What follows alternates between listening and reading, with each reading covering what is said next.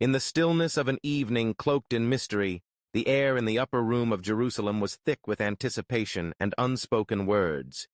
The flickering oil lamps cast gentle shadows on the walls, illuminating the faces of 12 men who had journeyed with their teacher through the dust and trials of the land.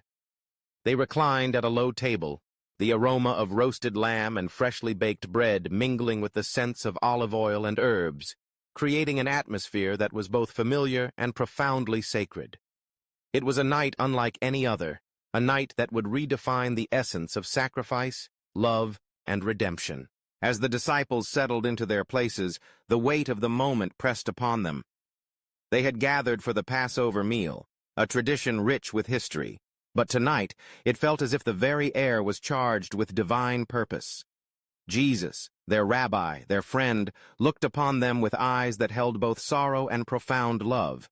He understood the gravity of the hour, the shadows of betrayal and impending death looming large over the gathering.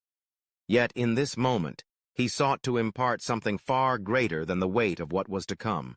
With deliberate grace, Jesus took the bread from the table.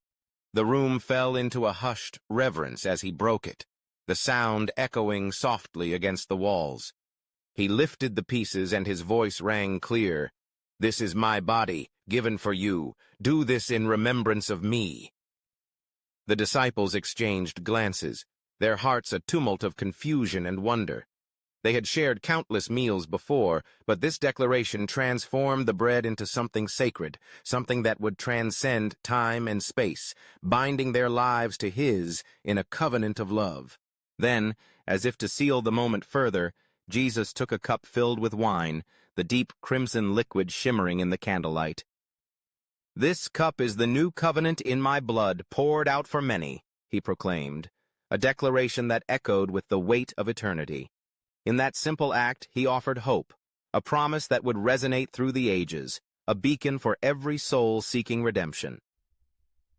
The disciples listened, their hearts racing as they began to grasp the enormity of what was unfolding before them, even as fear and uncertainty crept into their minds. But the atmosphere shifted abruptly when Jesus spoke again, his words cutting through the reverence like a knife. "One of you will betray me." The statement hung heavy in the air, a dark cloud overshadowing the sacred meal. Confusion erupted among the disciples, each one questioning, "Is it I, Lord?"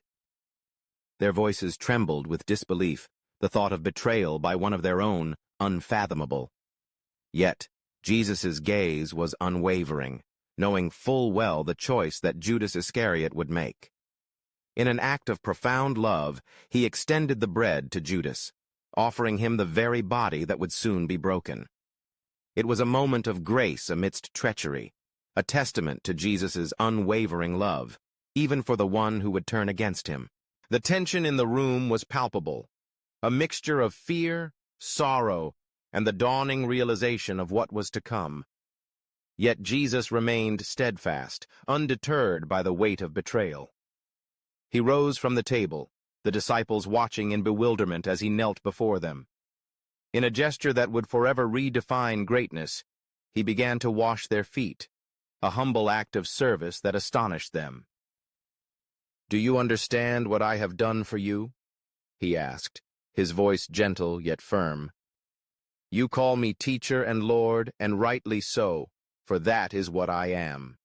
Now that I, your Lord and teacher, have washed your feet, you also should wash one another's feet. I have set you an example that you should do as I have done for you." In that moment, Jesus imparted a lesson that transcended the boundaries of time. True greatness, he revealed, lies not in authority or power, but in humble service to one another. Each disciple felt the weight of his words, a call to purpose that resonated deep within their hearts. "Love one another," he continued. "As I have loved you, so you must love one another." The commandment was simple yet profound, a guiding principle that would shape their lives and the lives of countless others. It was an invitation to embody the very love he exemplified, a love that knew no bounds, even in the face of betrayal. As the meal continued, the atmosphere shifted again, filled with a sense of divine destiny rather than defeat. In those final hours, Jesus was not merely preparing for his death. He was unveiling a revelation of hope that would echo through the ages. The weight of their fragile humanity was palpable, yet in that upper room, amidst doubt and fear, Jesus laid the foundation for eternal hope. He was not merely a martyr. He was the embodiment of love, destined to transform the world through his sacrifice. As the evening drew to a close, the disciples would carry the weight of this moment with them, the memory of the table, the bread, and the cup, etched into their hearts.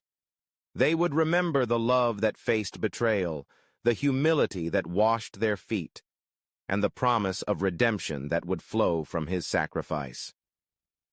In that sacred space, Jesus transformed a simple meal into a profound testament of love, a lasting reminder that even in the darkest of hours, hope could emerge and love could conquer all.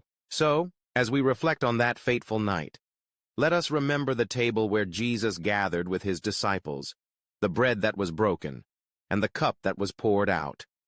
Let us carry forth the new commandment to love one another as he has loved us, embracing the call to serve and sacrifice in our own lives. In doing so, we honor the legacy of love that began in that upper room, a legacy that continues to resonate through every heart that seeks redemption and grace. Thank you for watching this video. If you found the content meaningful, don't forget to like and subscribe to the Faith and Glory channel so you won't miss out on more inspiring videos about faith and life values. See you in the next video!